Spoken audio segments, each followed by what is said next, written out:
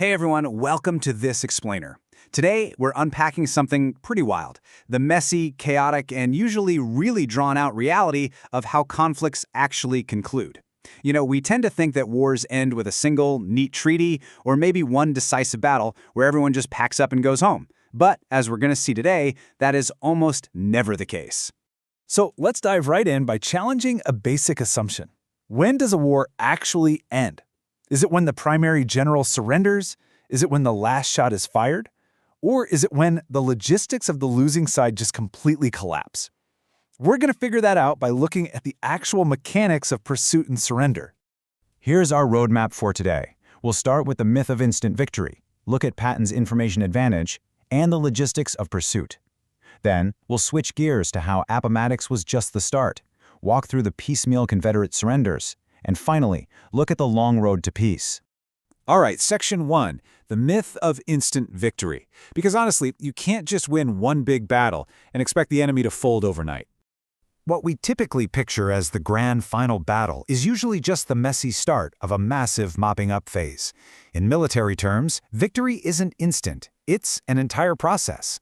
To truly put an end to a conflict, a force has to keep up their momentum, make sure their logistics don't fall apart at the finish line, and just systematically dismantle the enemy's ability to even formulate a response.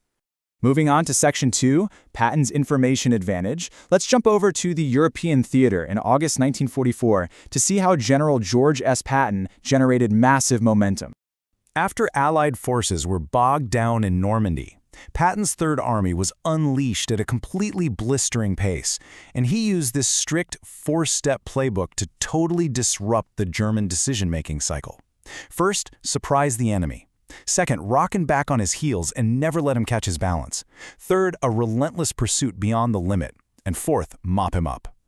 But here's the thing. Patton didn't just throw raw firepower at the problem.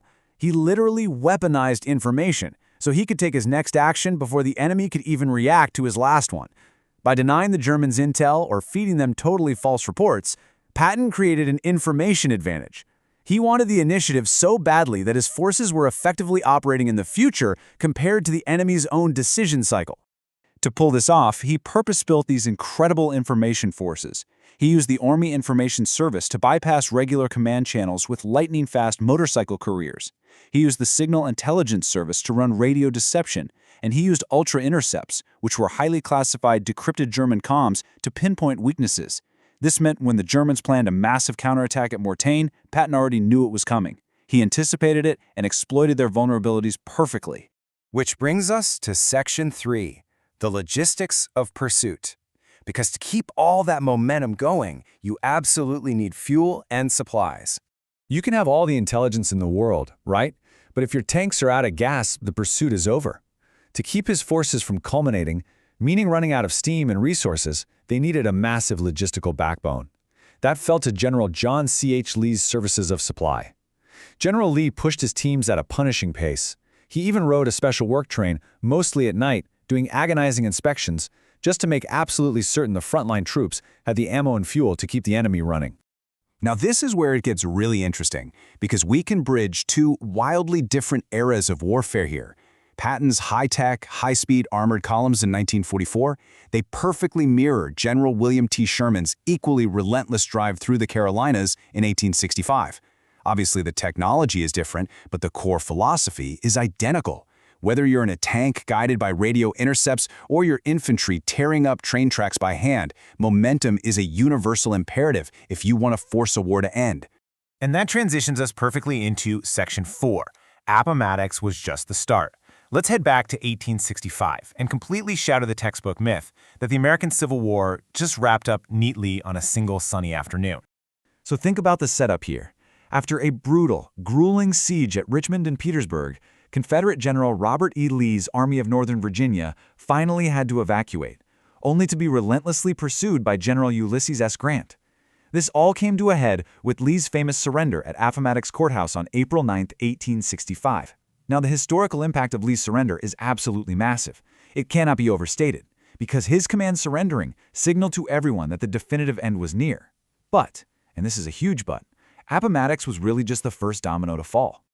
Section 5, the piecemeal Confederate surrenders.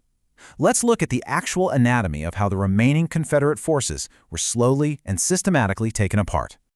The war didn't just stop with a single signature. It dissolved through this crazy series of rolling, piecemeal surrenders. Weeks after Lee, General Joseph Johnston finally surrendered. Then, well into May, General Richard Taylor surrendered down in Alabama. Come June, General Kirby Smith surrendered the Trans-Mississippi Department, and amazingly, the very last Confederate unit, the CSS Shenandoah, didn't give up until November 1865. They actually turned themselves over to British authorities in Liverpool, England. To put this into perspective, when General Johnston surrendered to Sherman at Bennett Place on April 26th, that agreement covered almost 90,000 Confederate troops across the Carolinas, Georgia, and Florida. That is a massively larger force than what Lee actually handed over at Appomattox. Which brings us to our final part, Section 6, the long road to peace. Let's examine the messy, on-the-ground reality running parallel to these high-level negotiations. Because while generals were sitting in nice parlors signing papers, the bullets were absolutely still flying. Brutal mopping-up operations were everywhere. You had General Stoneman leading cavalry raids to destroy railroads in North Carolina.